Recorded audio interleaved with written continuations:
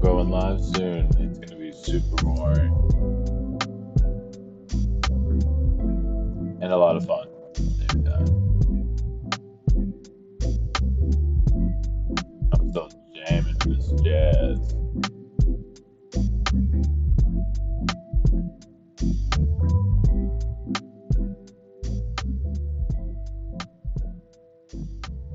I'm also still figuring something out.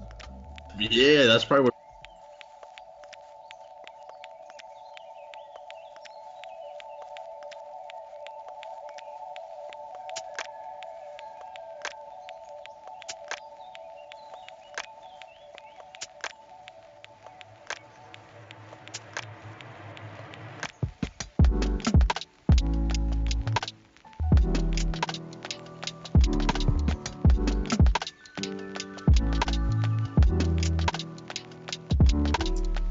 Not figure out what I'm trying to do. Not figure out what I'm trying to do. Can't seem to find what I'm trying to do. Hey, what I'm trying to do. Hey, hey, hey. What I wanna do. Can't look through. Can't find you. What I wanna do. Alright. So with that, welcome everybody. It's been a while. It's been about a year and a half. But welcome. So we've got something real interesting for you today. We're reading an article. That's right. We're reading a very important article. As you may or may not know, you may or may not remember, I am a clinical psychology student, and my specialty, my area is neuropsychology. So what that means is I look at how people, really how they get brain injuries for the most part, including TBI and stroke. Excuse me while I adjust. Um, but that's not it. So a lot of what neuropsychology does are these assessments, um, basically ways at how your thinking's doing. It's like the best, most simple way of explaining it. So what that means is that I got to do a lot of reading. So you're gonna join me on a little journey into epilepsy. That's right. So we're learning about epilepsy today. We're learning about how neuropsychology is relevant in epilepsy. Something that, as much as I know about it, I also don't. Why is it relevant? Why is neuropsychology even relevant with seizures? What are we gonna do while they're having a seizure? We're gonna ask them how they're feeling. You know, how many numbers can you remember while you're fucking seizing? Well, there's a little bit more to it than that. So, what I'm gonna do is basically just pretend like nobody's watching, except that I will keep an eye on chat. So if people have any questions, they just want to know a little bit more about what the hell we're talking about, I'm going to answer. But otherwise, I'm just gonna try to read out loud, but just read, what I'm reading, and learn from it for myself. I'm really good about talking to myself. And yes, these earphones are new, or headphones are new, so of course I'm fucking struggling. But no worries. So, alright, so this is also kind of interesting because if you ever wanted to read like a scientific article, obviously specifically relating to psychology, I can teach you how to do that. Because what I learned from TAing and also just talking to friends and family about how to, read an article, a lot of people don't know how to do it. And you might think it's simple, easy, straightforward, and you're right, because it is. It's all you have to do is know that you don't read it, um, the way you would read anything else. Easy, right? So normally, right, if you open up a document or anything like that, right, you start at the beginning. Well, that works a little bit here because the abstract, that's pretty important. Gives you an idea of what you're getting into.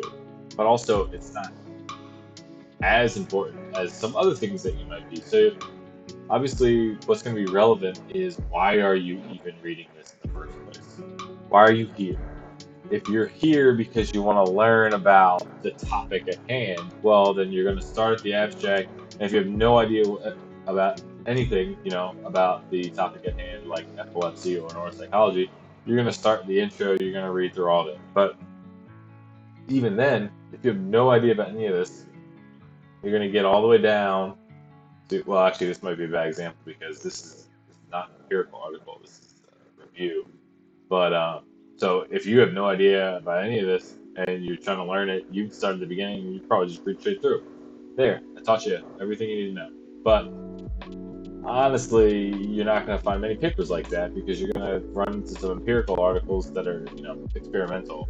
And if you're trying to learn about a topic from the beginning, you're going to read the intro, but then you're going to skip all the way down to the discussion. Hello, Void Rhythm. Hello. Welcome. Like I was saying in the beginning, let me know if you have any questions. I am but a simple graduate student, clinical neuropsychology, medical, clinical psychology, whatever. And I'm going to go over this article with everybody who's watching, all one or two of you, but it really doesn't matter because I'm going to talk to myself anyway, even if we're at zero, and just go through something that I want to go through anyway. So we're going to learn about neuropsychology and epilepsy. So I'll say this over and over again. If you have any questions, even if it's something that I've talked about, only 2 minutes ago, ask, say it, put it in the chat. I'm looking, I'm watching, while I'm going through this. So I also decided for some reason to give a tutorial about how to read an article. But like I was saying, if it is an empirical article and you are trying to learn about the topic, you're going to read the intro, but you're going to want to skip the methods, skip the results, go right into the discussion. Because honestly, like, if you don't know anything about it, you're going to get so lost and bogged down in the specifics of the methods and the results. It's not worth it. It just like will draw you away from it more than it'll help you. So the discussion is really like where you need to be. But this is not one of those, so let's backtrack anyway. This is a review article, and it's obviously covering the topic of how neuropsychology can improve the care of individual patients with epilepsy, looking back into the future. So I found this interesting because, actually, I can pull up another article that helps get into this. But one thing that I have been dealing with in neuropsychology is basically the idea of are we looking at what we want to look at? Are we doing good by measuring what we think we're measuring and helping people with that feedback, with those results? Or are we just sort of pretty sure that we're measuring? I'm going to adjust my camera real quick.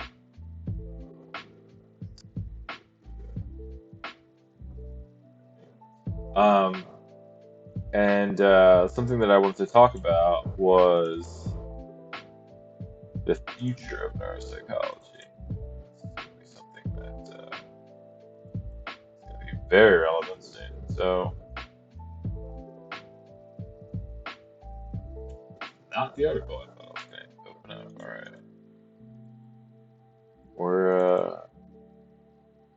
There we go. This is the one. Okay. So this article, this is really where I should have started. I mean, if I'm going to come back after a year and a half of not streaming and hit you with a fucking article, it should be this one. So this article is interesting. And if you have no idea about neuropsychology or psychology or who the fuck I am, what the fuck I'm doing, this is a great place to start. So, as I was saying, let's start with the abstract, right? So, I could read all this out to you, and I guess I just will because it seems silly because I've taught myself not to, read what I'm presenting, but in this setup, it almost makes more sense because it gives a great kind of layman's view of the field, and then also dives right into that, detail, that nitty gritty. So I'll just read the article and throw in my 2 cents. And if you guys have any questions, let me know. All right, I'm just gonna read the article. Yes, I'm fucking with my mic at the same time. It's really not something I should be doing, but fuck it. All right. So this is titled Neuropsychological Assessment Math Teacher. What I like about this article is that if you are at all familiar with the field, you'll recognize the name Heat, Robert Heat. Um, he's a very important, person in the field. He designed and developed what are called the heat norms, and he was also trained by, um, I think, both or two people who were created some of the first true neuropsychological assessments that are still used today. So it's kind of a big deal. I'm assuming that Caitlin Casaleto, who I should know, I'm sure, I'm assuming that she is kind of, prodigy, that sort of stuff. But anyway, I'm sure they're both great. Well, I know at least one of them. I know of one of them. So it's a great overview. It's a great intro. So if you don't know anything about neuropsychological assessment, it is essentially analyzing cognitive deficits and impairments based on, or not based on, but like possibly due to some sort of neurodegenerative disorder or acquired injury are the biggest two. By acquired injury, I mean brain injury, like a TBI, traumatic brain injury, or stroke, or some sort of hypoxia, loss of oxygen due to whether it be drowning or a medical thing or just a bleed in the brain. That sort of stuff. So basically, assessing how the brain is functioning um, is the good, general way of putting it. But also, how the brain is functioning due to something is the way that we, make our money. So, so let's get back to the article. Um, so, the development of standardized metrics sensitive to brain behavior relationships has shaped the neuropsychological questions we can ask, our understanding of discrete brain functions, and has informed the detection and treatment of neurological disorders. So that's what I have been talking about.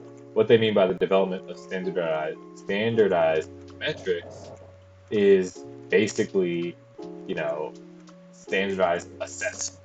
So some of you may have dealt with some sort of uh, assessment or a psychological assessment, or you may have never had any, you have no idea. It's those things you probably learned about in high school psychology.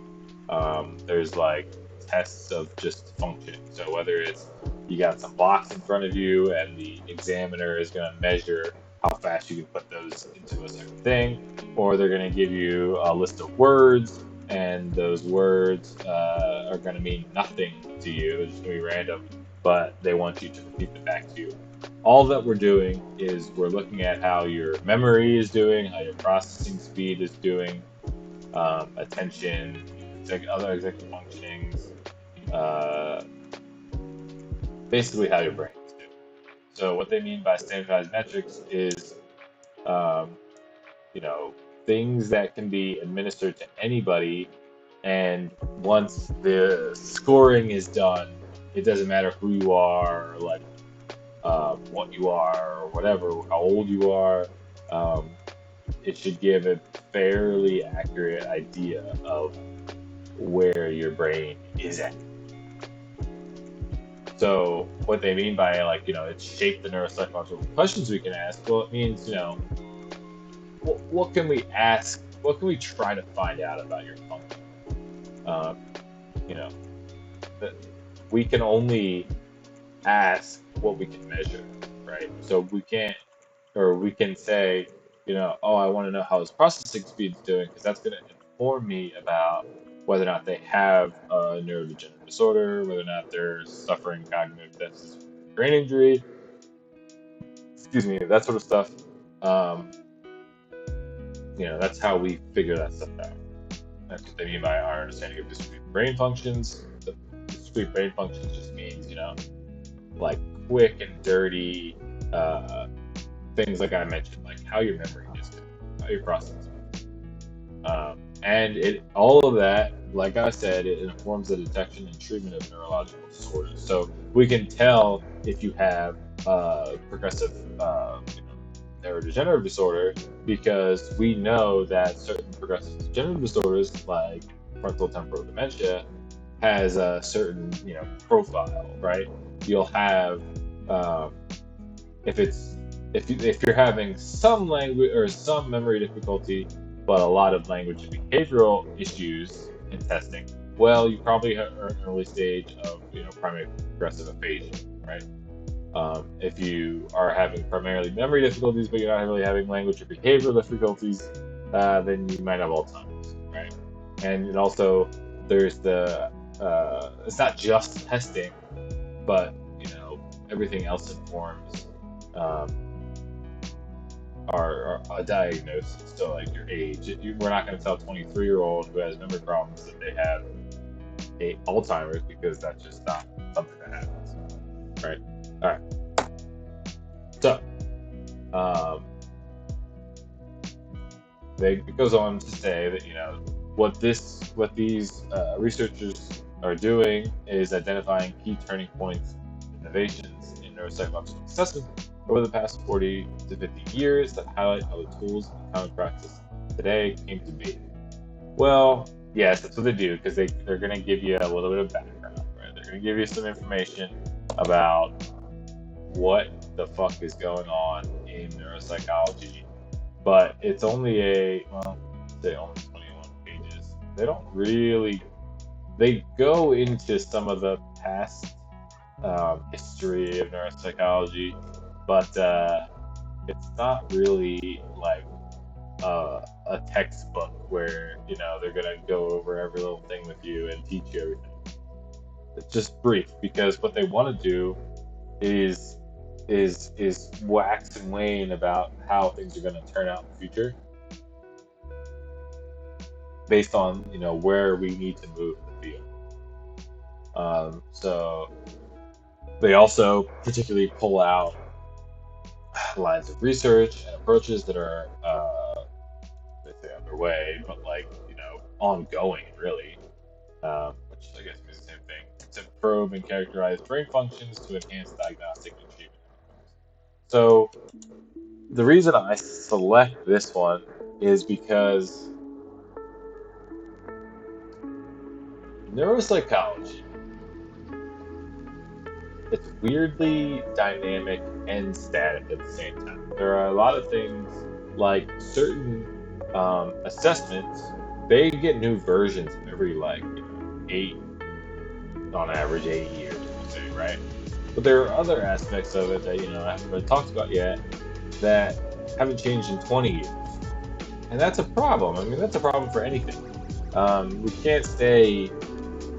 We can't continuously try to clinically evaluate people while we're 20 years behind in certain things. It's not everything, and it's not going to affect most people. But if you're like me and you care too much about this stuff, then you're bothered by some of these little things. Like, oh, well, we use this battery.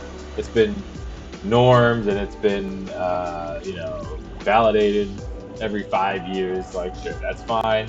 But we're going to draw conclusions off that and 2 or 3 other things that aren't exactly as up to date as that. So there's just, it's an ever-changing field. And I feel as though we as clinicians don't keep up with it as much as we should. Because at some point it's like, okay, how many times are you going to prove that this one thing measures what it does, right? Or how many times are we going to prove that we can compare the scores on this test to another test when it's like we know we can, but the thing is, the landscape changes so much. Like demographics change, people change, educational availability is not the same as it was 20 years ago, and that has a big impact on this sort of stuff. We're talking about not just like intellectual functioning, like measures of IQ, but everything. Measures of everything. All right, so let's keep going. So they provide that historical overview of clinical psychological assessments, and if you guys kind of want to hear about that, that's fine. We can do that. But talk about critical developments. But actually, I feel like, and because I've read this article, I got the spoilers, but they talk about things like critical developments and considerations, and they briefly mention and brush on it sort of stuff, but they don't, in my opinion, really go into much of that. So that's why this is a good article to kind of just be an introductory overview. So let's skip ahead a little bit. So they discuss growing trends and assessment. So the reason that this article is not just because it gives us that like background, but also obviously we're in an era right now of quarantine, lockdown, COVID, whatever. So we are going to be looking at some of the things that neuropsychologists can do to fit the needs of the population right now, because there are people that are suffering that need neuropsychological assessments or just psychological, god damn it. It's so late. Why did I start streaming at midnight? Just therapy is what I meant to say, really. But let's keep going. So, they mentioned that it's undergone a lot of growth in the last few decades, which is true. But what they're going to point to, I think, if I remember right, is that the research has gone pretty far, but the clinical stuff has not gone as far as somebody like me would say that it should. Yes.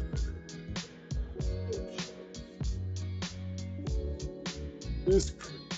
Oh shit. Nope. Okay. What was unnecessary, right? That's unnecessary. I'm just fidgety, I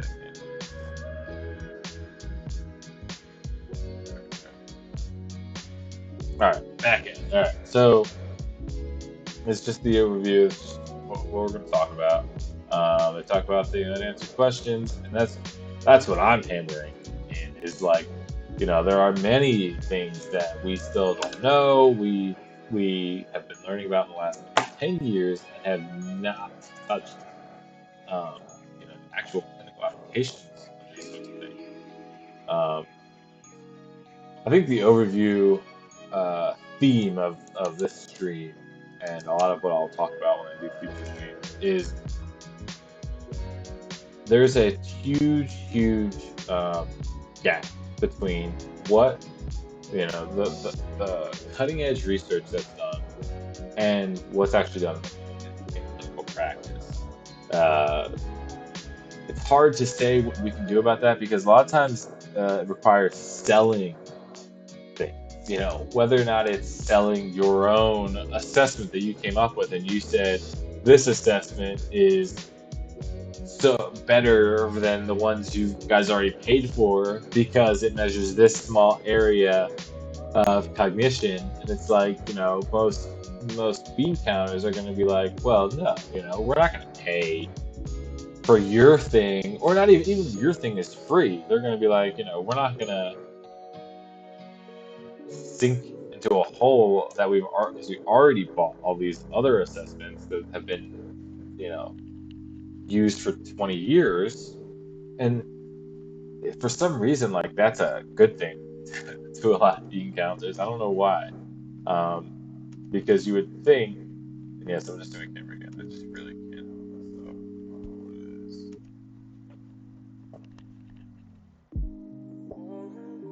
There we go. Oh.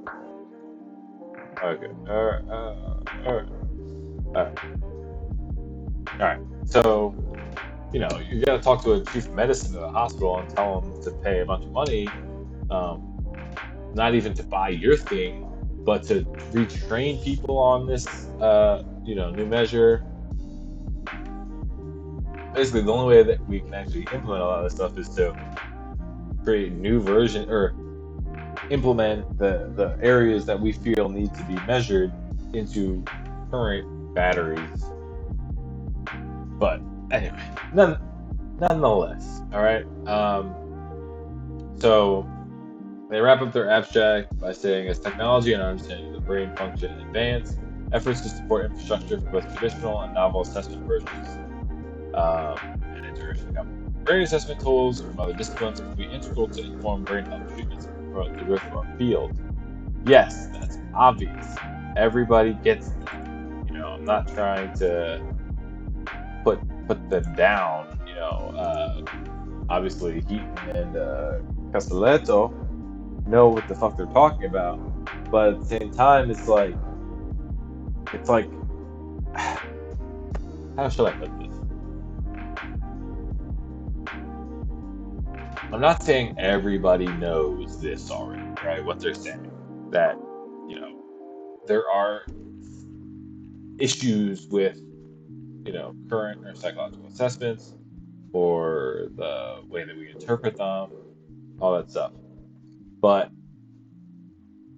by just saying that something else needs to happen to da da da, or these things look good for how we're gonna shape the field in the future, without a plan, without an action, what's the point of saying?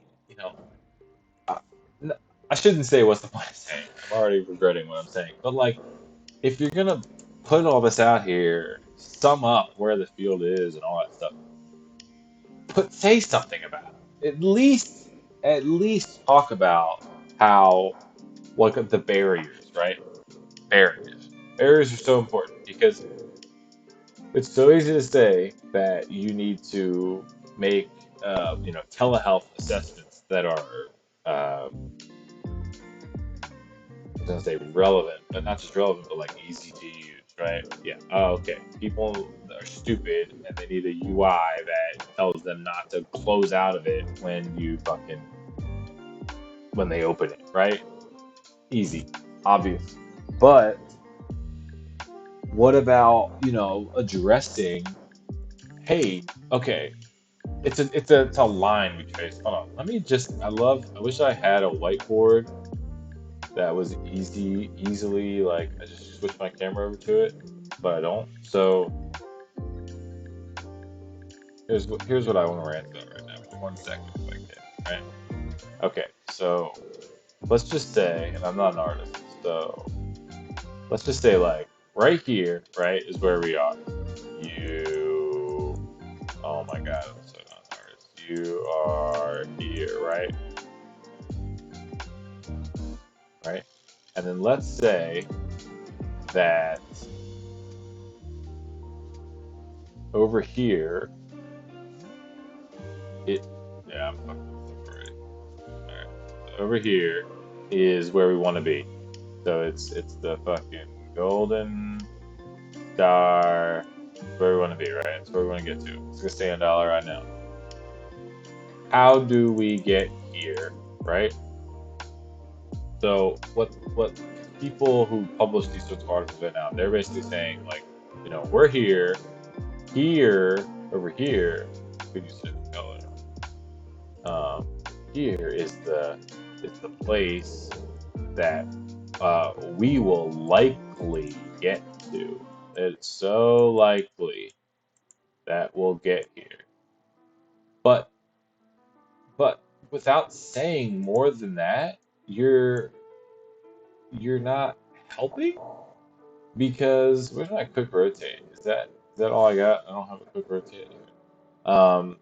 Without saying more than that, you're doing nobody, like, any favors, because there's still so many barriers to that it's like, oh, it's nice to wax poetic and say, well, it's obvious that the technology is going to get to some point where we're here, but, like, at least talk about it.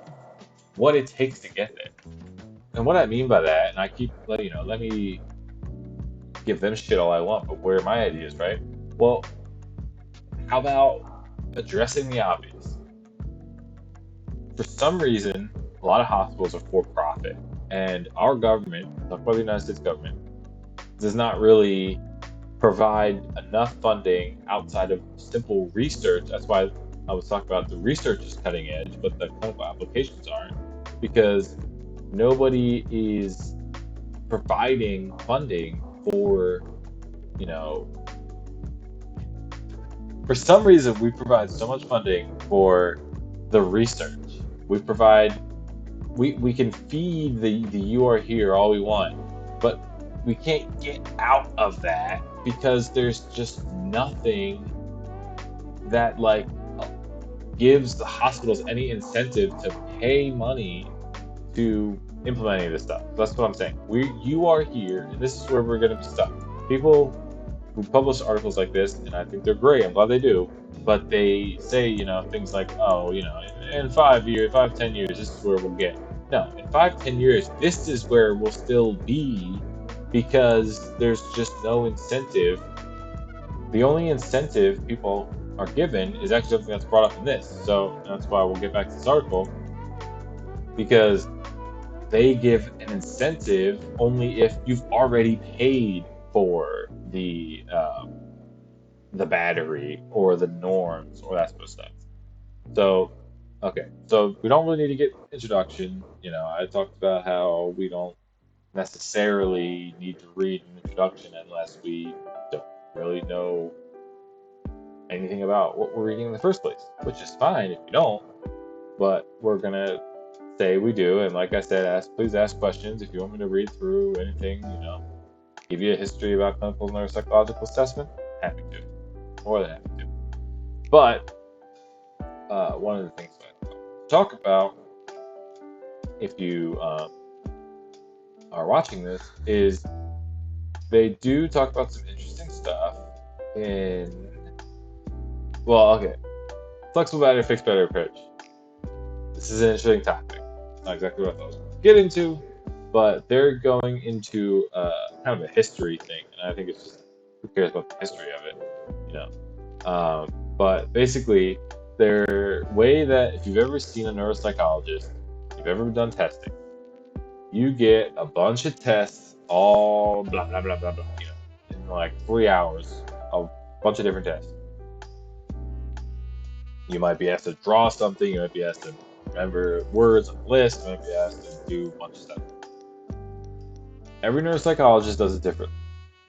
But what a lot of them do is we will, no matter who walks through the door, we have like our set battery. We have a certain amount of tests and a certain, forms and all this stuff that we will just give to anybody that walks through the door. If we feel like somebody has a very specific idea of what is wrong with them or whatever, I might throw in some other stuff. If through the interview, it appears that somebody is a little bit, fatigued or whatever, we're gonna throw in some validity measures. So, but most of the time, neuropsychologists have their bread and butter, their assessments that they feel, will always give them an idea, at least, if not a pretty clear picture of what is going on with this person. So that's pretty much the fixed battery approach. The flexible battery approach is, well, maybe somebody has a big list of what tests they have available, and every time somebody comes in, every time they get a patient or client, they'll say, I want to give them this, this, and this, and that's all based on, their own knowledge, obviously, what tests measure what, but also it gives them, it just allows them to say a little bit more about certain complaints. So if somebody comes in and they're pretty sure that they have primary progressive aphasia, like I was mentioning before, and you're pretty sure they don't, well, you might not want to stick with your fixed battery, because if you want to show this person that, they clearly are remembering things, the names of things, and whatever, all sorts of stuff, you might say, okay, I'm going to include 20 measures. And this is me being, I'm exaggerating, but let's say 4 measures, right, of semantic language production, something like that. That's wonderful, because if they, whether or not they do or don't actually have primary progressive aphasia, you're giving them like an amazing and very detailed rundown of what language problems they're having, right? So they might have no problem with speech production, but they might have a problem with saying certain, like the it's quality over quantity. So like the actual quality of what they're saying might be lacking, but their production, their ability to is fantastic. So you can tell them all this, and a fixed battery wouldn't really give you that, because you might include 1 or 2 measures, but it's just, you're just going to probably say, well, our assessment today measures a whole slew of things, and we're not seeing any of this here. But in the back of your mind, you're probably like, well, maybe if I measured this, I would have better. Yeah, that's just a little peek behind the curtain. So that's that. And they really go into it, because it's like it's almost a controversy. Not really, but it's just like a highly argued topic in neuropsychology of like, do we change it up every time? Because at the same time, like flexible batteries might sound really good. It might sound the way obviously you should go, except that when you have 50 clients a week, that's just not feasible. You have to stick to some sort of base. And then also, the fixed battery, there's this whole topic that I haven't even gone into, but I know you guys care about norms, right? So you can give an old person, a young person, a white person, a black person, high socioeconomic status, socioeconomic status. You can give them all the same battery, right? And as long as they are normed, as we call it, they're all measuring the same thing, no matter what cultural, age, educational difference in each person. Because you would rightly think, well, you're not going to give the same test, or at least interpret the scores the same way of somebody who's 50 and went to graduate school and all that stuff. You're not going to say that their score on this test is the exact same, means the exact same thing as a 13-year-old who has a developmental disability. You would rightly say that. That's correct, because while they are given the same tests, typically, well, maybe not 13, usually it's 18 plus whatever. But they're going to be given the same test, but their scores are going to be normed differently. There are things called heat norms. You might recognize the name of the author of this article, or one of them. There are other norms and stuff. We might talk about those, but basically, you norm certain tests differently. So if some tests might have like a heat norm that makes, evens everything out, and other tests don't, so you typically don't want to administer them both together to the same like patient and the same big large set of battery, because then like if one is normed differently, it's so hard, and in a court of law, which might be a thing, you might get challenged on this, that one thing is saying that their verbal processing is average, and another one after it's normed is saying it's borderline impaired or worse. Well, how could in a court of law people would throw all of your testing out the window, because how can you make any conclusions about it if you're getting different results because you for some reason gave them tests that weren't co-norm. Anyway, that's a brief introduction on norming.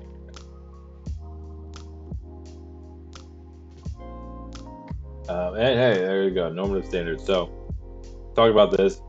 They briefly talk about, like I said, some of the history, some of the background. I don't think, well, you guys tell me if you want to hear that. I'm looking at the chat, but I don't see that anybody really cares about the history of norms. Um, that's what might be, you might find interesting that, norms weren't even a thing in like the 60s, right? And then Wexler started norming his stuff towards age. So they finally said, well, we shouldn't compare a 20-year-old to a 60-year-old exactly this, or at least like, exactly with the exact same scores. Um, and then Heaton was the first one to really, oh, so sorry, was the first one to really say, well, we also can't compare certain races because the history of African Americans in the United States is completely different than the history of whites in the United States. On average, many African Americans haven't had the educational or just environmental advantages that on average whites have.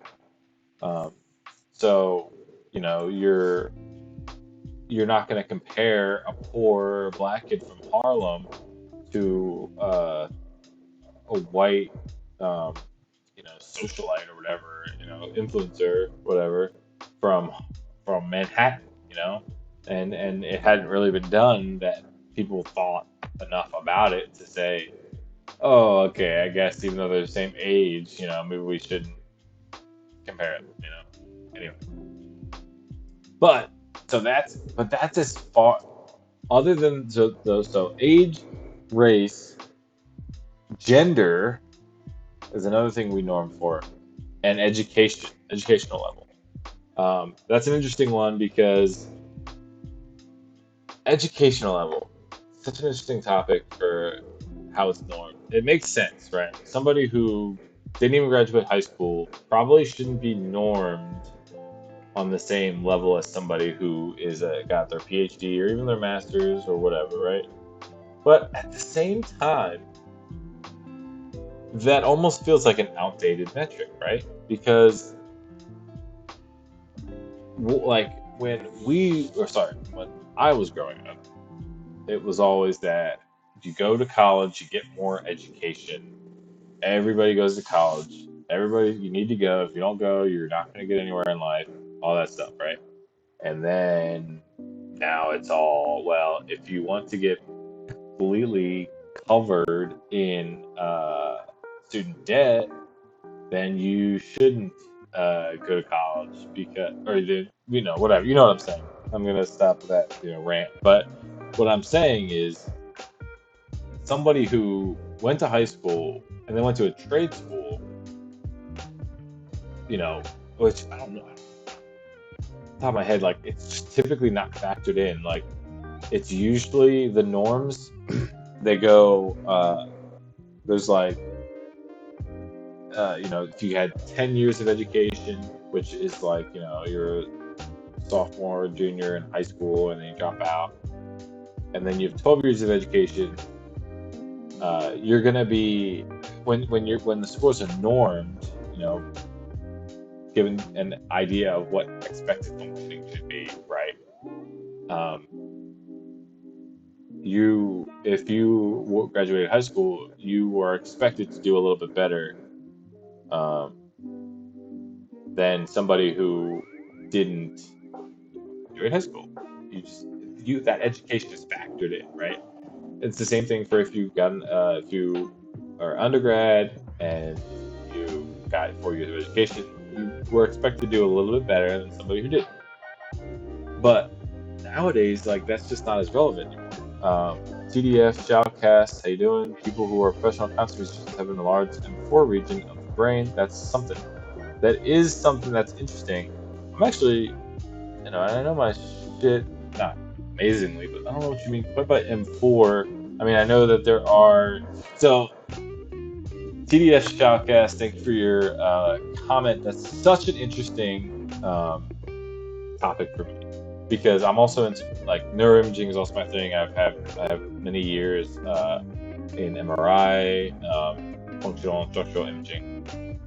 It's so interesting to me to talk about brain changes in after injury, but also after in experts in their field, right?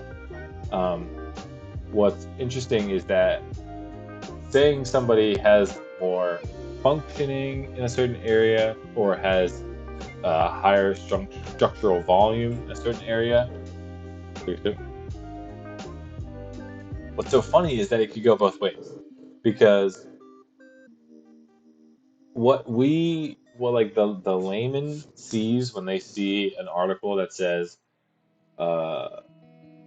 chefs have higher, brain activity when you show them a video of chopping something up.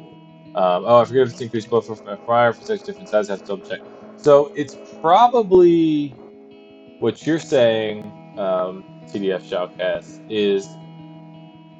Oh, well, actually, I was just going to get to this, but they probably do have a higher volume, structural volume. So basically, they have larger areas of the brain devoted to, could be audio, visual learning, just simple audio processing, just, I'll tell you what they definitely have is dexterity. Their motor areas of their fingers, like concert musicians, will probably have higher volume in their motor areas because they use that area so much. So they will get additional brain matter.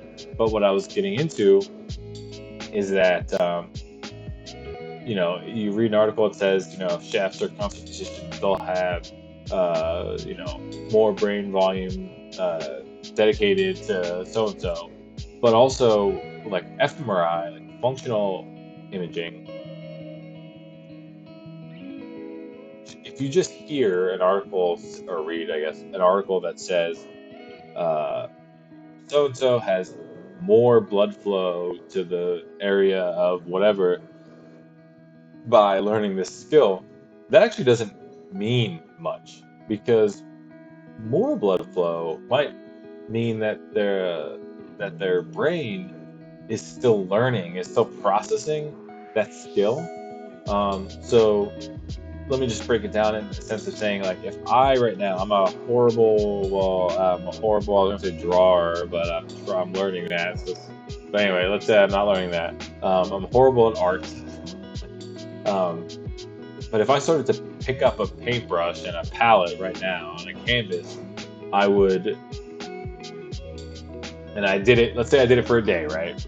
And then you put me in an fMRI, you looked at my blood flow while I was either painting, which would be an interesting study, or watching somebody paint, and you might see a lot of brain activity, right?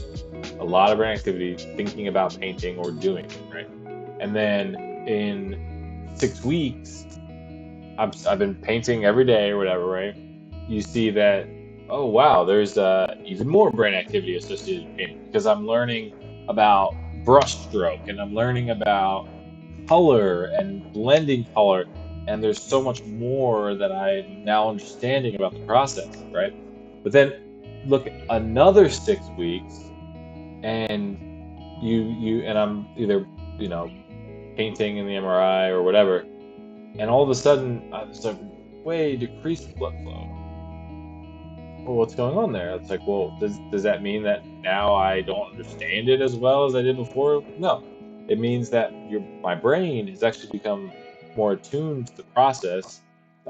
It I was learning certain things at that first 6 weeks, and all of that was like, oh, I wanted to go this way and this way, and I wanted to learn about blending colors and all this stuff. But then once I really started to get things down, I found kind of my style, and I learned what like I needed to learn, and also I didn't need as many connections to get there as I needed before.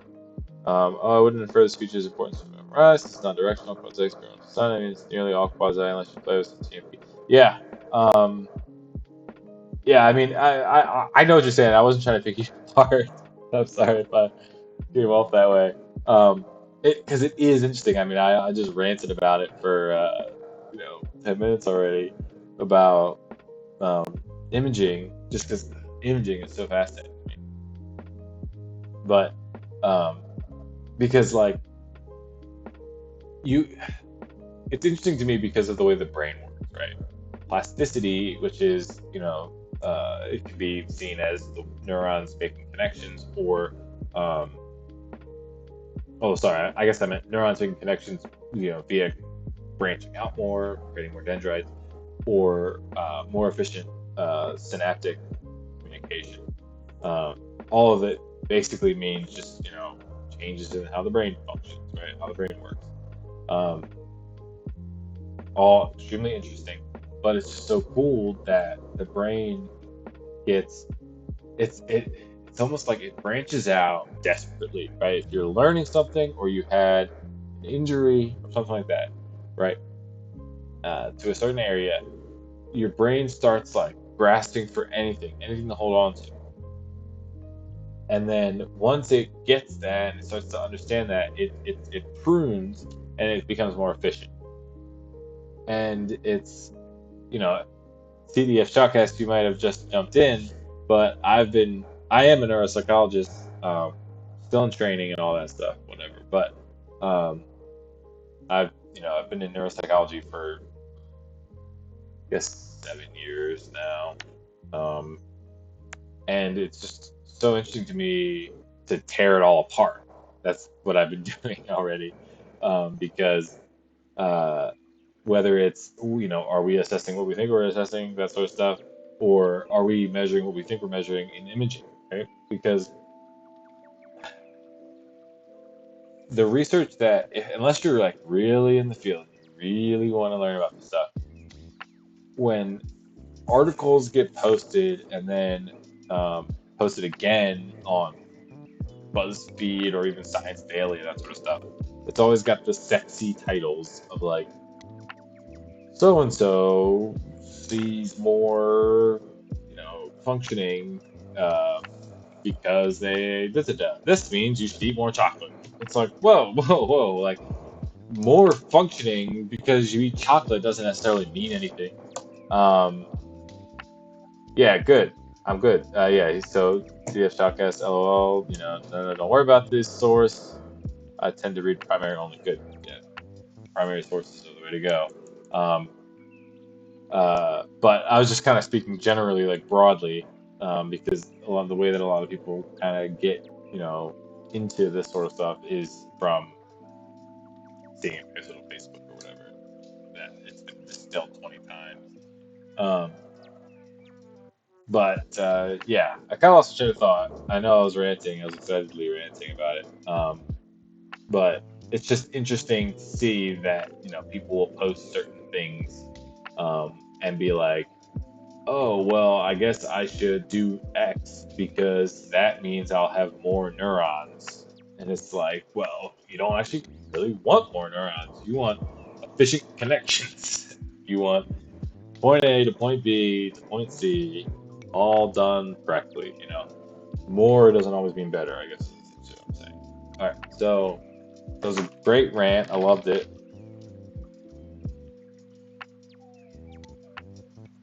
Um, to kind of wrap up norms, talking about norms.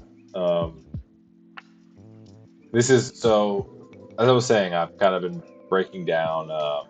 You know, we have norms that we've been using for 20 years, are they still, they're great because they're accounting for so many things that weren't accounted for back in the 80s and that sort of stuff. But, does that mean we sit on our haunches? Does that mean we're done? Oh, we in 2000 we accounted for what it's like to be what a black person would typically test like, what somebody with 8 years of education would typically test like. Well, I would say the answer is no. We're never done. But it's not that easy to just, or I guess it is easy to say, well, we gotta keep norming, but that's just expensive. And if you can't justify it to either NIH or the government, which I guess NIH is the government, but somebody to pay you for it, for the research, then it's just not gonna happen. And plenty of hospitals and NIH are just fine saying we did it. We did the norming. Okay. But I think this article brings up some interesting questions about, well, what about some of these other, or what about like cross norms, right? So somebody who's a certain age who has a certain level of education, but also has a certain level of achievement, right? So that's kind of what I was talking about, where nowadays, like, educational norms don't mean as much. They're not quite as relevant, because what I was getting into was that somebody who worked for 12 years could have gone all the way to get their PhD, but instead they worked in a trade and made buku bucks, uh, being doing electric, whatever. I'll even know because I didn't do it, but I'm sure that anybody who's like dedicated to to a trade is just as smart as somebody who, or if not more so, than somebody who spent 4 years going to undergrad. And it's kind of what I'm saying is like, well, just because you spent 4 years getting a degree that you might not even use in your everyday life, doesn't necessarily mean that you should have to work extra harder to norm the same as that. And really, it comes down to, well, there's just no accounting for like lifetime achievement or whatever. But there's also no accounting for, like they're saying right here, environmental risks, lifestyle factors. There's no norm, and the question is, maybe the question should be, should there even, at some point, we can only norm so much, blah blah blah. But like, just somebody who struggled with addiction for, they graduated high school and they even graduated undergrad, but they struggled with alcohol, heroin addiction the whole time. Did they get the same education as somebody else? Somebody with a GED, as of right now, I think, pretty sure they are treated as if they had 12 years of, they fully graduated high school. But as far as I know, as far as I can tell, that's not the same as 12 years of education in high school. So you're saying that there are mediators, moderators that are present yet unaccounted for. Yeah. So TDF Shawcast, like, I'm not sure if you kind of were here when I introduced norms, but norms are essentially, um, you want like a base score. You want something that says a quantitative measure of level of functioning in so and so, say speed of processing, right? So you want to know this with all the noise unaccounted or accounted for. So somebody who um, did, like, got STEM degree, whatever, had a really difficult undergrad, they are just going to have a better short-term memory than somebody who went to high school and worked, but like still achieved at the same level as anybody else. And it's just because that was like trained for them. They had to get that skill down. Well, when you don't account for that, it's gonna look either like this person who did their undergrad, got a STEM, just is so much better, better than the person who went to trade school or whatever, But that's not the case. We want to know what their speed of processing is with all that removed, because we want to know if they're actually being affected by something like a neurodegenerative disorder, like Parkinson's, dementia, that sort of stuff, or if their brain injury has affected their speed of processing, right? But if they are super high functioning and they get a brain injury, then when you compare their scores to somebody who didn't graduate high school, the scores might look the same if you're not norming for them. So norming just means like, you want to get that. So yes, what I'm saying is norms are only accounting right now, the way that the heat norms work right now, the norms that are standard for the field, they account for things that are great, that need to be accounted for. Race, gender, education level, and age, like very important. But what I'm saying, and what this article is saying, is that yes, there are additional things that are not accounted for. So, this, right here, do education effects differ based on how the person's education system is set up, or how education is valued at home? All that stuff is very important. Or stress in the environment, because somebody who lived in a wealthy neighborhood, who went to a wealthy high school, is going to have a very different education than somebody who lives in a poor neighborhood. Like, that's obvious. We shouldn't even have to say that, and yet it's not something that's accounted for. Something that's really relevant, especially in my work, because I work a lot with veterans. Excuse me. I also live in an area. Excuse me. I live in an area where there's a lot of like racial diversity, socioeconomic diversity, all that stuff. So the white guys from up the hill, who went to high school and didn't do anything else after that, or went right in the army, and the black guy who went to a segregated high school. These guys are all in their 70s, or not 70s, but like late 50s, 60s, that sort of stuff. Went to a segregated high school and had to drop out because he had 4 brothers and sisters at home. Or even if he didn't have to drop out, still had 4 brothers and sisters at home that he worked and went to school and took care of. None of that's accounted for. I had a guy. I had a guy who he finished high school, but he had a reading disability that was never even looked at because he was a black guy. He was a black guy growing up in the 60s, and that was just like not something they cared about. They just wanted to get him out of there. And I think he was like right in the middle of the civil rights movement. Like, obviously, we're not gonna account for specific things like that, but at least things like segregation. Like, people love to act like it's this thing that happened in our history books. It happened 100 years ago.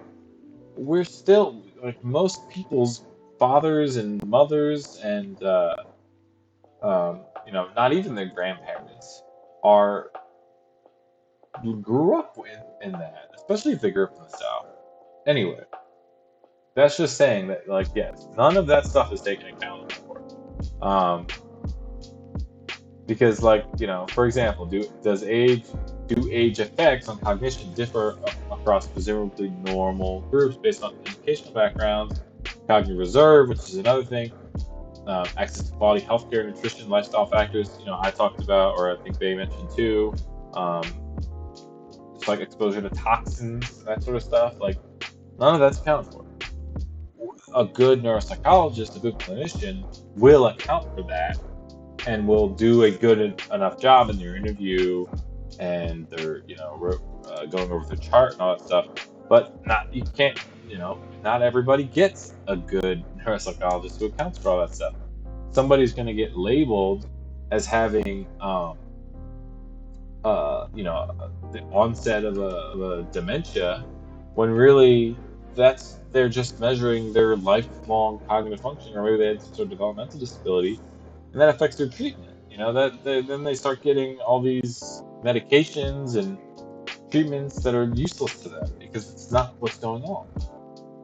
I would love to say, I've had great training, so I would love to think and say that everybody is going to look at all that stuff. All neuropsychologists will, but they won't, they won't. And that's why it's relevant to go over this stuff.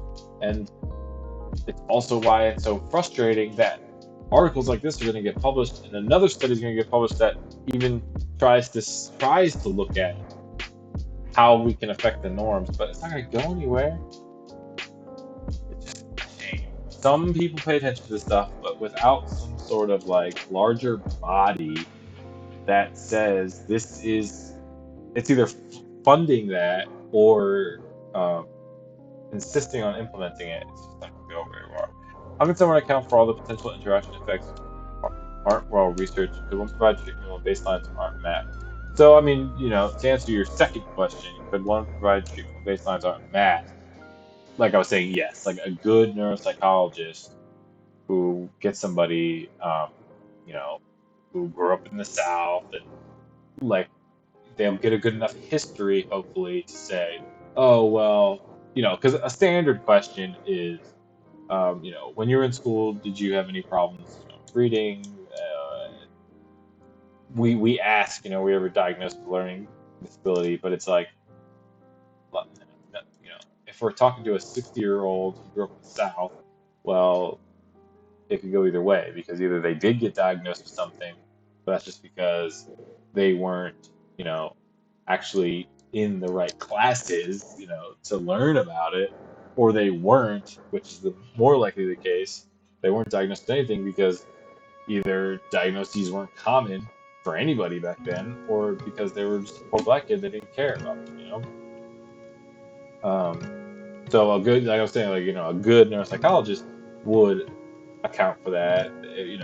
You can't necessarily alter their scores more than you can, norm them with the validated norms. But when you're talking about diagnoses and well, really, diagnosis is the most important thing, because you're the one most of the time who's labeling dementia, or onset of dementia, early stage, or Parkinson's, or whatever. You take that stuff into account. Look at how can someone account for all the potential interactions effects that aren't well researched? Well, that kind of answers it, but I don't know if this is exactly what you were asking, but if it's like, well, how do you? Okay, Jason, you're so smart. How do you norm for it then? Well, I'm not Robert Keaton. My history, my training, what my interest is exactly in norms. It is in neuropsychological system broadly. But so I'm not like a statistical guru. I don't exactly know what goes into accounting for every little thing. But the way I would see it is, you could at least have grew up in the South, grew up in the North. Because we already have it like this, right? These are the things that are accounted for right now: race, age, education, and gender. Okay, we did that, right? So why can't we have?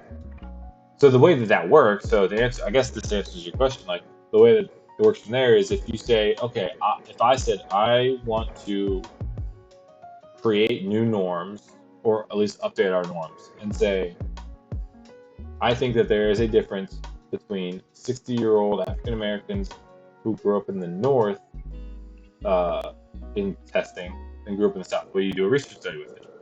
You find African Americans that grew up in the South and are a certain age and either have, I guess if you're doing your norms, you would have no history of anything, psychiatric injury, anything like that.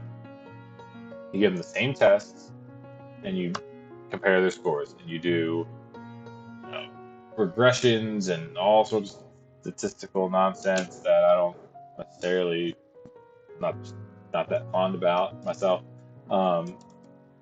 But you compare the scores and you say, okay, on this domain, African Americans who grew up in the South, who grew up in segregation, who grew up in civil rights, score differently.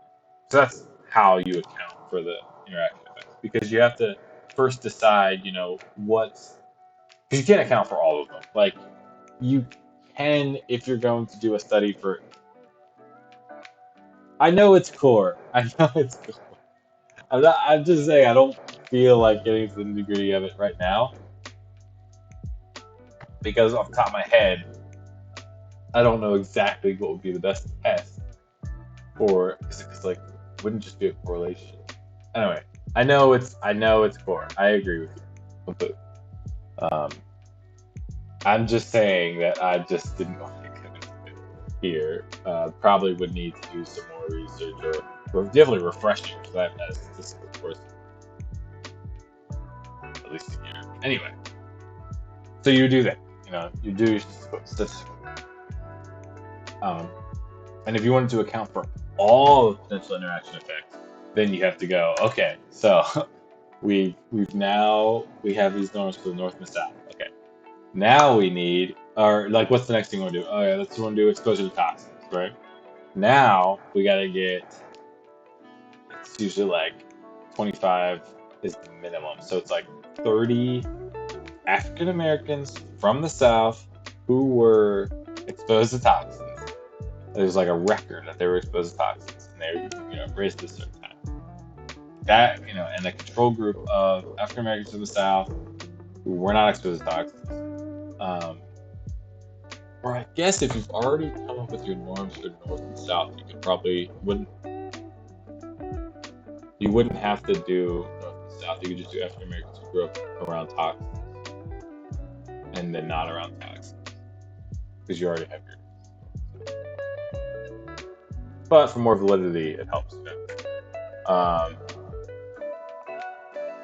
Yeah, I figured it'd be a regression.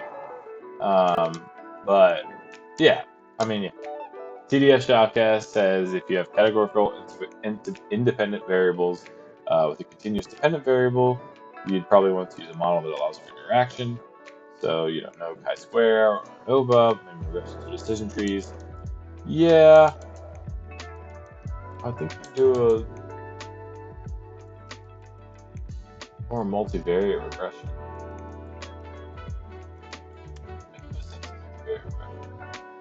Anyway, I don't feel like talking about statistics. I know they're core. I know they're important. It's just like, I have to do them when I have to do them. But what I love to talk about is like the actual like nitty gritty, like, what are we even talking about? Are we even measuring what we want to measure? Obviously, statistics. So I'm not brushing it off. Touche, Lupe. So yeah, so that's all the stuff. All the stuff I have highlighted is they just talk about additional. So this one was mostly what I was going on about, quality of education, because it's just another thing. Like, if there are racial differences, and there are, what about? Well, we know there are racial differences in quality of education. Well, is that accounted for? No, I mean, because first of all, there's no quantitative measure for quality of education, which, some might say that's its own problem.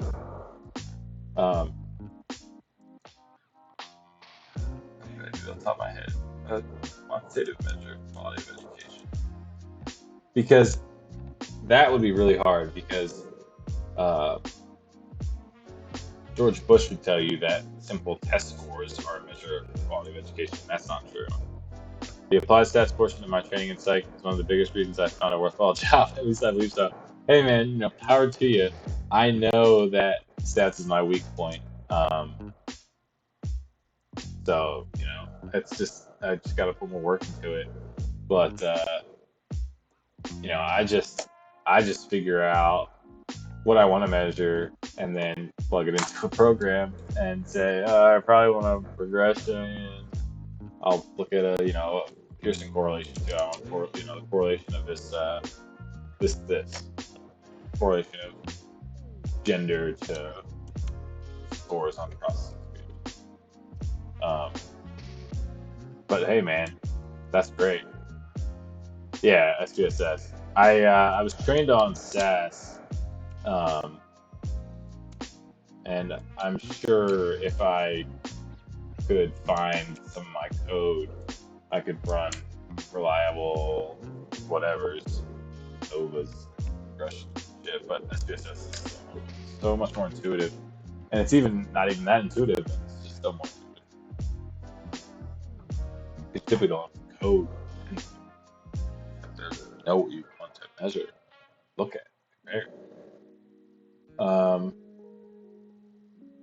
Yeah, because how do you measure quality of education quantitatively? You can't measure a teacher's motivation and hours, or if you really can break it down, you're not going to be able to do it in a way that's widespread enough. T.S. Chaka says, I had to learn SPSS, R, and Python over the last few years. Python is preferred now and applies to multiple industries. Anyway, enough about that. Yeah, R is what I've been trying to just now get into because it seems like it's a good one to know. I could do a lot with it, but honestly, it's too much. Too much I gotta do. I wish I had time. I still gotta get my fucking so much to do, and it's hard to say, okay, I'm gonna sit down and learn a whole other language. But yeah, yeah, it's tough because operationalizing anything in psychology or anything.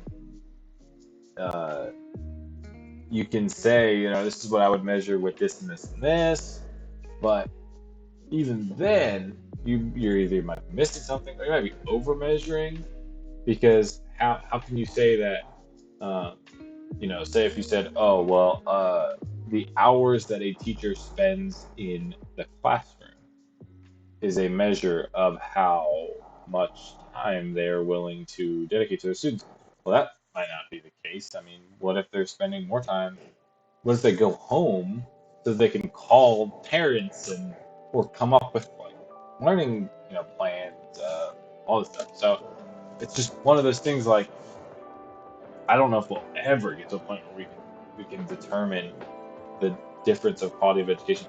I think all that you can really say, and this is something that's not even going to be as relevant in the future, but like you can at least say, well, yes or no, was it segregated? C.S. Shuck asks, regarding operational definitions of educational success, defining success as job philosophers. Yeah, exactly. And even the philosophers are going to disagree. Nobody's going to come to an agreement on, well, quality of education means that the school has this much funding and the resources are allocated. Well, are the resources going to the right place? Are they being used for the right thing? It's possible, but as they say, and I think I've briefly know I've read an article by Manley on this stuff, but I don't really remember this article. I'm sure if we opened up this article and went into it, they'd give us some good ideas. But the bottom line is really that I'm sure they do a great job, and I or somebody else was still going to say, well, but what about this? How is this not an effect, a measure of productivity? Anyway, really spending a lot of time on this one. So, and then yeah, and then the crux, like the worst part of all this, it's like even if all of this, we spend 10 years and $10 million accounting for environmental factors, how important education is in the home, like every little nitty gritty we can think of, it's still gonna like just change again in the next 10 years. Like after that, we're gonna need to just keep doing it. So, like fiscally and you know effort wise, are we doing enough? Is it enough? Is it enough to say, hey, this is the best we're gonna really be able to suss out with our norms? And at some point, we just gotta put our hands up and say it's up to the neuropsychologists. Like please try to get good histories and account for toxins and all that stuff. Um, yeah, so let's keep moving. But yeah, so this I'm not gonna get into this one too much, because let's just assume that what we're talking about right now are tests in either the United States or English-speaking cultures. Because yes, there's a whole nother slew of cans of worms about you know creating norms and creating tests for different cultures. It's just so itchy. Um, and yeah, I mean, like if you think it's hard enough I think they even say this somewhere. Um, Even within a single country with all this stuff, I don't, it's hard. It's tough. So let's keep moving. Um, Now this was interesting, because yes, neuropsych batteries were first formulated to just say yes or no. Is there something going on in the brain that is not what's supposed to be going on? That's different than their premorbid function. Well, and that is all that a lot of neuropsychologists do. A lot of neuropsychologists will just say, they call them, somebody will have a brain injury or they'll be in an accident, right? And there'll be a bleed in their brain. And now we need to know, is their brain suffered? Has their brain suffered? We'll say yes or no, basically. Um, yes, they have issues in working memory, processing speed, and all this stuff. Well, that's great. I got into this field because I always saw myself more on the rehabilitation side. So I was never been happy by just saying yes or no, this person has a problem, and you'll give some recommendations and then say, good luck. Hope you don't get into another accident or something, right? Well, I was trained by, and a lot of my research is trained by the illustrious Edward Taub. He is well known for creating what's called constraint-induced therapy, and it's one of the first, if not the only true. God damn, I'm trying to feel my throat close. Anyway, interventions. One of the only true interventions for motor disability, I should say, after a stroke. So somebody has a stroke, it destroys their motor area of their brain. They no longer can use their arm, hand, fingers as well as they could before. What CI therapy does is essentially forces the right word. It drives plasticity in the brain, the recreation of those motor neurons, by a slew of intervention techniques, a lot of them behavioral, but it's called constraint induced because the idea is that you constrain the non-affected arm so that they don't use it, and you encourage them. Actually, I was going to say, I kind of want to say like you force them, but really you're encouraging them, motivating them to use that affected arm as much as possible. And it's incredible the results that they see in the research and in clinical work of in like it's typically a 2 week intensive therapy program with follow-up and stuff like that to encourage you know continued use of that arm. But the um, uh, treatment change, the effect size is just remarkable.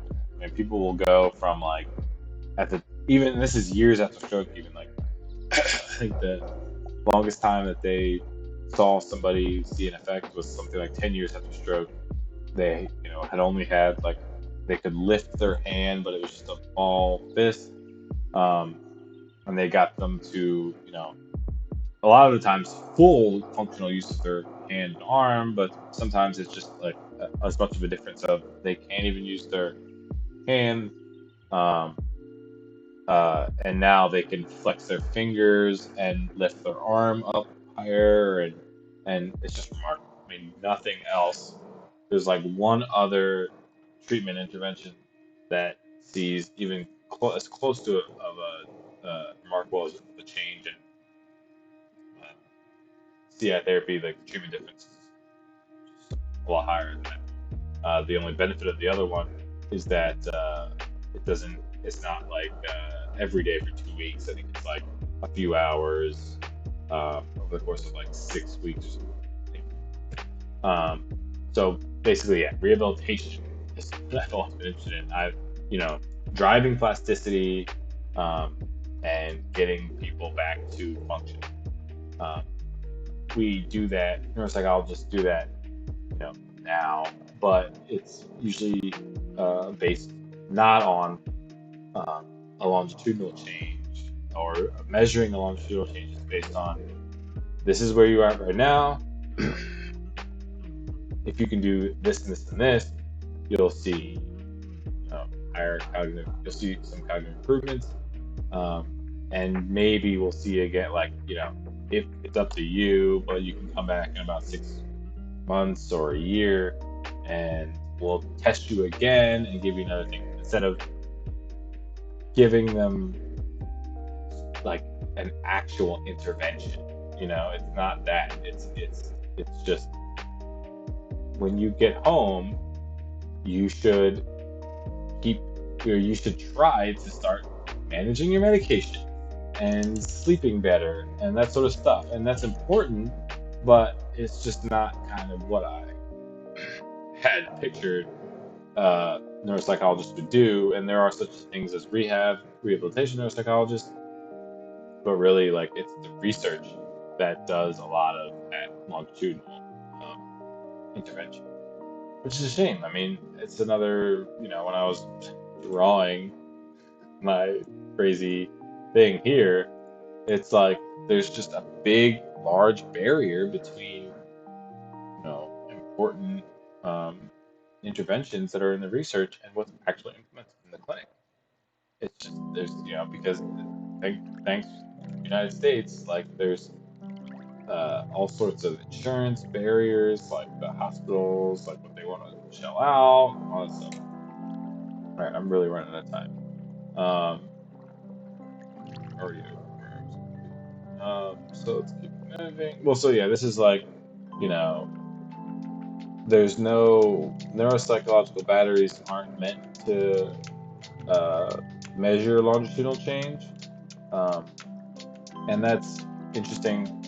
Like me, if you're in the research of it, because what we find is that despite functional improvements in their everyday life, we've seen that there really isn't much of a change on a lot of neuropsychological measures. So we're doing cognitive training right now, which has been kind of a dead end for a while because, lumosity and brain HQ and all that stuff was really big in the media, but it's found that doesn't really, while people might get better on the Brain HQ games and stuff, which is what they are. They get a nice little graph that says, oh, this game that looks at your processing speed, you did this much better on it. It's like, well, but none of that difference is seen when they're having a conversation. They're still taking just as long to think of what to say next, right? But our interventions and interventions like it do see that change. Do see that they're socializing more. They're able to do certain off the cuff math problems faster, more efficiently, and yet they don't score, or at least not significantly different on a lot of these neuropsychological measures. And it's just like baffling to me. It's like, what's going on there?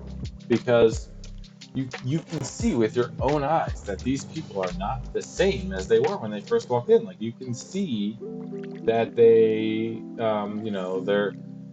just ability to their speech production is so much better. We had a guy who we had him play before his stroke. He played piano. I think he was like a concert pianist. Oh wait, yeah, that's relevant to what you first brought up. Sorry, I didn't think about that. But he was a concert pianist. But um, after he had a stroke, he tried again to play, and he just couldn't do it. It was like just so much more difficult for him. Basically, completely gave up on it. After him seeing some of the changes he saw in our treatment and our intervention, he sort of gave it another shot. And while it was a little difficult, it wasn't as difficult as it was. And then, of course, there's the phenomena of learned non-use, where even though it was like still a little bit difficult, it wasn't quite the same as it was before.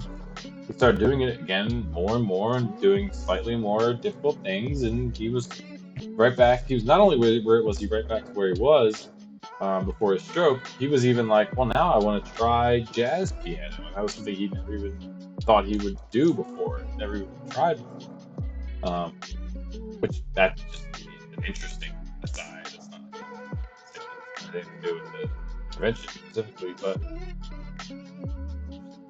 so this is like, yeah, there is some sort of issue there or something where everyday functioning isn't exactly measured um, exactly well by some of these tests. Now, that being said, we know that how do I want to put this? There's a reason that these tests are done in a very controlled environment. Um, no distractions. They're always administered the exact same way. That's because if somebody does have something like a progressive neurodegenerative disorder or a brain injury, that stuff doesn't care about how you function in your everyday life. What I mean by that is like when you're functioning in your everyday life, there are obvious distractions. You also have like you're probably thinking a little bit more about your anxiety, things that make you anxious. You're worried about bills and also your kids or whatever. And when you're in the treatment thing, you're with us for an hour, or well, with us for a couple hours. You're not thinking about that stuff quite as much. You don't have any distractions. So a lot of our clients or patients would say, well, you guys aren't home with me. You don't know that, I can't think of a list of more than 6 things when I'm at home. And it's like, okay, yeah, sure. But you did really well on this, list learning task. What that tells us is there really isn't much. Neurodegenerative disorders don't care about how much you are or aren't distracted, really, in the end. Because if you have a primary progressive issue, that doesn't go away because you're, uh, you know, excited about your testing or whatever, or you're not distracted by your kids not, running around on you. Sorry, knocked my mic. There's that. what that tells us is that neurologically there really isn't much. Your brain's healed, or you don't have this progressive disorder, but you likely may have some issues or some difficulty processing things like stress and anxiety, because we think of memory as this thing that's just like either you have it or you don't, either it's good or it's bad. But really it's not just one concept. I mean, it's memory is very easily distracted by other things. Kind of what I'm trying to say. Like, if you're very anxious about stuff, or you're not paying very close attention to stuff in your everyday life, well, that's going to affect your memory. People will say like, "Oh, my wife told me this whole. My wife was talking to me for 5 minutes, and I didn't remember any of it, but I remembered, the 12 lists of items." It's like, yeah, well, you probably just really didn't. You weren't, if you might have thought possibly that you were listening at least a little bit, and then you didn't remember, and that scared you. Well, if I would have given you a list of 15 types of fishing bait, and you're a fisherman, you probably would have remembered that 15, because you care about the stuff that's interesting to you. Like, when you think about fishing, it doesn't create other distractions for you. So there's usually something else going on. But that being said, it doesn't mean that there's not something a little bit missing, when we're talking about real world functioning versus functioning on these neuropsychological tests. All right. I might have to end it there. I wanted to get to the end. Well, we'll blast through it. So, this is something I think is interesting. So what do we measure? And they give some examples here. Traditional cognitive domains that are measured by neuropsychological testing are things like episodic memory. Episodic memory is basically your memory of a kind of a point in time, or like a specific thing that happened to you. So my example that I always give is like, everybody remembers kind of where they were on 9/11, or what they were doing when they heard the news, that sort of stuff. Like that moment in time is pretty salient to you. I'm sure the example I'll use is, everybody remembers what they were. Well, actually, no, this would be a bad example. I was gonna say everybody remembers where they were when COVID, like, lockdown was happening, but that's actually not a good example because it's a huge stretch of time. Anyway, don't you worry, I'm well versed on explicit versus implicit memory and the dual process memory. Yeah. I mean, memory. I mean, working memory, episodic memory, visual memory, language memory. Like, those are domains that are measured by our tests right now. Language production, semantic paraphreses, all that stuff. Visual skills. Those are all domains that are very salient. We have many different tests and measures for them. But that doesn't mean that we measure everything that could possibly be relevant. So action fluency. Action fluency is an interesting one because I know I've talked a lot about primary progressive aphasia and language abilities, but that's another great one where it's like, if we could get a good measure on that, we could have a very clear idea of either somebody does or doesn't have a certain frontal temporal dementia disorder, memory problem, a speech production problem. It gives us a good idea of things like mirror neurons. Prospective memory is another one that doesn't really get measured, but I personally feel that that's because it's the idea of prospective memory is measured by other things pretty well. I mean, what you're measuring in prospective memory, you're pretty much measuring in things like, your ability to plan out something. So if you're given a task where you have to draw an object, it's like, how are you doing that? Well, usually people will draw the outside first and then draw part of the inside. That's tells us that your planning is good. If you're drawing like a tiny piece of the inside and then all of a sudden you're drawing parts of the outside, well, that's not really good planning. It means your planning's a little bit off. So a lot of that stuff is kind of measured. So I don't necessarily agree with that one, but that is something that needs to be its own domain. Social cognition is a great domain that isn't really measured by neuropsychological testing.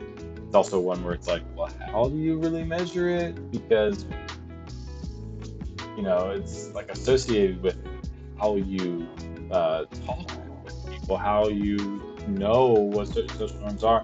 I think a good one that gets close to it is like, I don't really even see this one used much, but there's tests where I'm trying to think of like the name of what it goes for, what it's called, but it's like basically you're presented with a scenario, and I think sometimes you're given like multiple choice where it's like you're at a party and you hear people talking about you or mentioning your name. What what do you think? What's the next step? I know one of them is like you see an envelope on the floor and a sealed envelope, and what do you do with it, right? Well, that's not so that example isn't really social stuff, but like if you walk up to a group of people at a party and you might have heard them mention your name, well, do you like call them out and yell at them for saying something about you? Do you not say anything? Do you assume that they're saying something negative about you, so you walk up and start saying, sly, passive aggressive things to other people, or do you, assume that either you didn't hear, exactly, you may not have heard correctly, and you might just, try to talk to them and change the conversation for them. That's like a social pragmatic thing. That's like, a good measure, and a lot of that is for developmental disorders. So, autism, some other like behavioral, there's like there's one that's off the top of my head, but just like any behavioral dysfunction, it's good measures for that, and they're just not widely used. And then yeah, everyday functioning. I'd already talked about it, but it's a big one for me because I just feel like it's just not something we measure as much as we should. Um, there are a lot of self-report measures, and those are good, but of course they're biased because of self-report. There's really nothing, and I mean, it's like that, like, how do you even do this? But it's like there's nothing that's a neuropsychological test that clearly measures everyday functioning. Autism, that'd be close to a theory of mind test most of the time. Well, I mean, not exactly. I mean, social cognition would relate to something like autism, where it's um, like identifying, like reading a face, right? So it's like I mean, the example I gave, yeah, that's what you mean by like that's a theory of mind test, but that's just like one piece. Like there are other ones like I think they even say it here. Yeah, exactly. Examples of social cognitive tasks include identifying emotions, theory of mind, ability to attribute others' mental states, essentially, and knowledge of social pragmatics. Obviously, like, well, what is this normal? What could you do if faced with this scenario? That, so it's all kind of social. Um, I'm trying to look over some of these. There are some performance-based measures of functional skill, but those all like it's just that balance, right? It's like somebody sitting at a desk and getting a pen and paper, doing a pen and paper test, or you're saying something to them and asking for a response. That's not really gonna get you close to everyday functioning. What you would need is like, oh, I want to see their ability to plan something out, so I'm going to create a virtual test kitchen or a real test kitchen and have them cook something for me. Well, with VR, hopefully maybe something like that could happen. but we're not really going to be able to do that in a clinical setting ever. I mean, even when VR becomes cheap, it's still like some of the best hospitals hardly can get an iPad to improve their testing situation. So, and those have been out for 20 years. So, um, but yeah, this one I thought was interesting too because obviously to function today, you need to be able to access the internet, and we definitely have nothing that looks at that. Now you might be asking, well, is that important, or can't you relate a test that does, something that you do use a lot to internet ability? Yes and no, because you might be able to say that, well, they can navigate like a 3D map, something like that, and they also can navigate um, or have like a good memory, right? Because like you need some sort of memory skills to you at least can't have complete amnestic um, disruption. So okay, you get that, and then can you? How's your sort of looking for it, your hand-eye coordination? Well, we can measure that, but but getting the pieces of it, what kind of we're saying with all this that none of this is a good measure of everyday functioning. It's that like just those pieces might on paper show really high functioning, and then they get out into the world and they fall apart. And the question is, well, is there another component we're missing? Is there a system we're missing where the integration of all these abilities um, is like lost? Um, I don't know. Maybe, probably. I think the most likely explanation is that there's the integration of the skills, of multiple skills, is where some people fall apart. Um, and even though we have some measures for that, like there's a really great task um, where basically I don't want to give anything away, but like where we do look at multiple things all at once, and even then it's not perfect because it's still not exactly what they would do in everyday life. So yeah, I mean, future directions for neuropsychology. This is where I was ranting about how they talk about all the problems. So it's like, yeah, we know all this, but then they don't really offer many solutions. Um, I mean, the only really important thing is like, yeah, obviously, like this is an emerge. Oh, they don't even say like a potentially good area of like improvement. It's like these are emerging modalities. It's like, yeah, obviously using them is innovative and like would be great, but how do we tackle the problem of there's no funding? Like most of the people that need this sort of stuff, who can't, who most of the people who need like telehealth, as in they can't reach a provider really easily, don't have access to even good internet, let alone computer that works well enough for what we need. What are we gonna do? Send them a laptop, send them a tablet every time? That'd be great, but it's not gonna work. And then yeah, so the actual integration is another area that it's like, well, they don't really have any good ideas for how it's gonna work, but it needs to happen. It's kind of it's where we lie on that one. I thought this part was interesting because I was ranting about norms, and it's funny to hear even if Heaton is like didn't even author this, he's just a co-author. Like Heaton says that like these norms need to be updated all the time, right?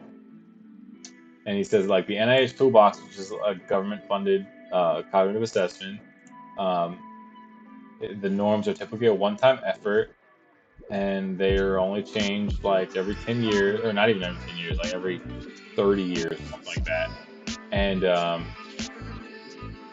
but then he's like, norms or proprietary tests can get revised due to financial motives, but the fucking heat norms, which you have to pay for, no matter who you are, haven't been updated since like 2000, 20 years ago.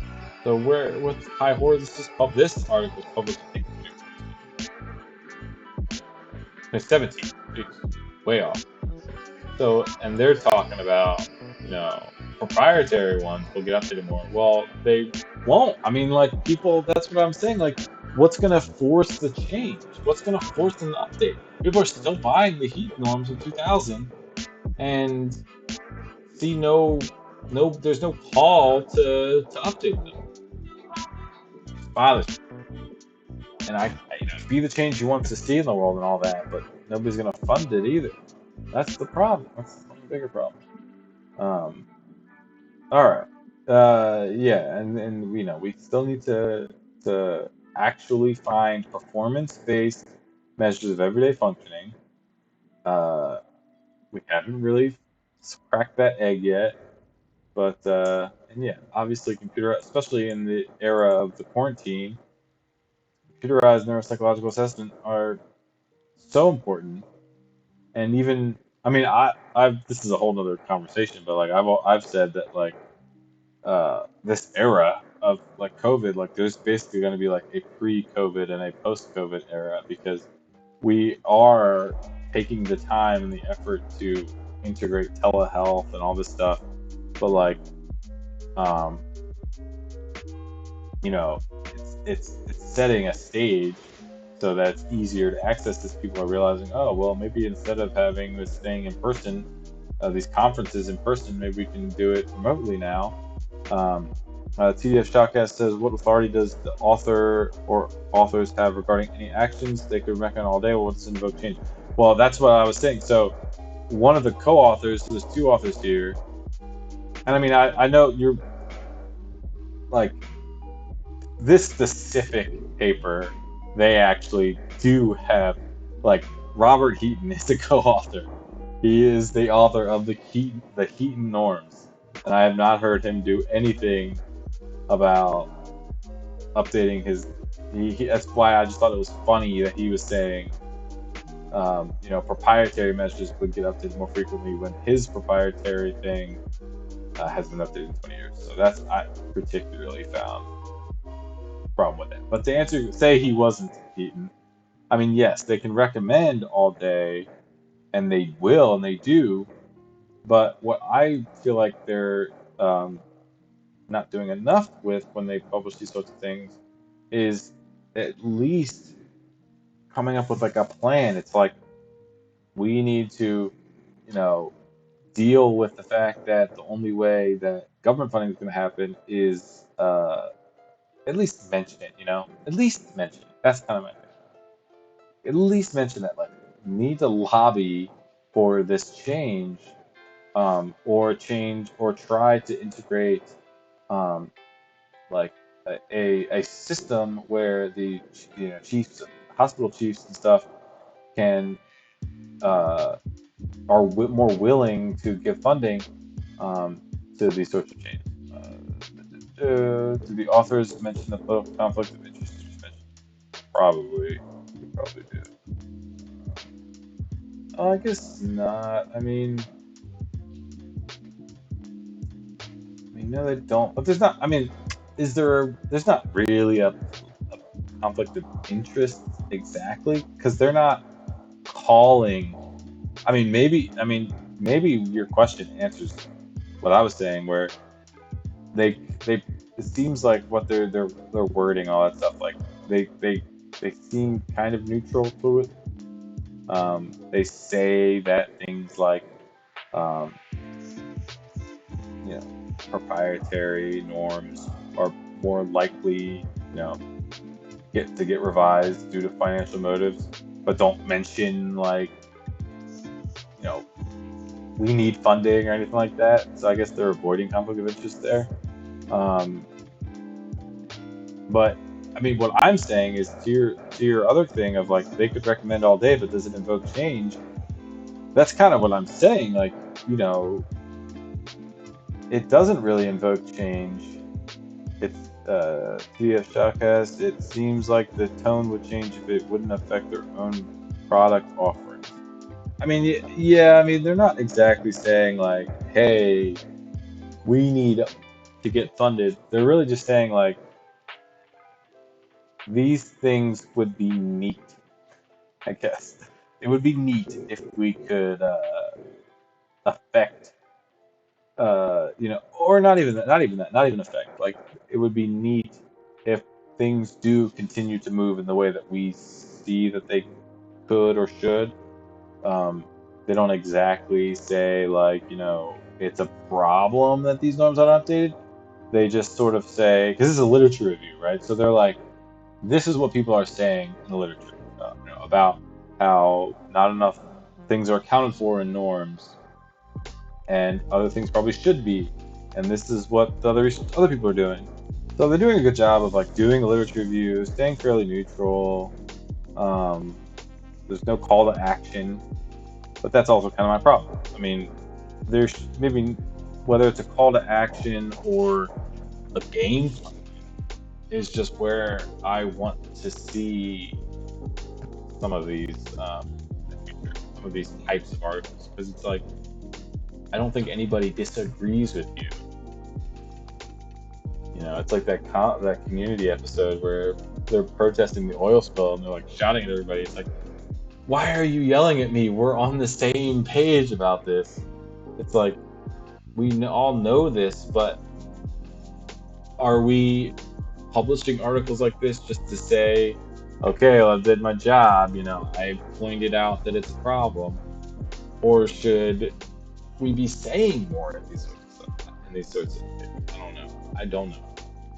I can sit on my high horse of lecturing all I want because I'm not the one putting myself in this article, but I know that if I did publish a literature review like this, I for damn sure would say what needs to happen next to make this actual actionable change that we're all saying needs to happen.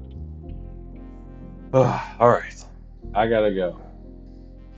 Past my bedtime, and I got clients tomorrow. TDF Shoutcast, thank you so much for hanging out with me today. Hope you had a good time. Hope you learned a little bit.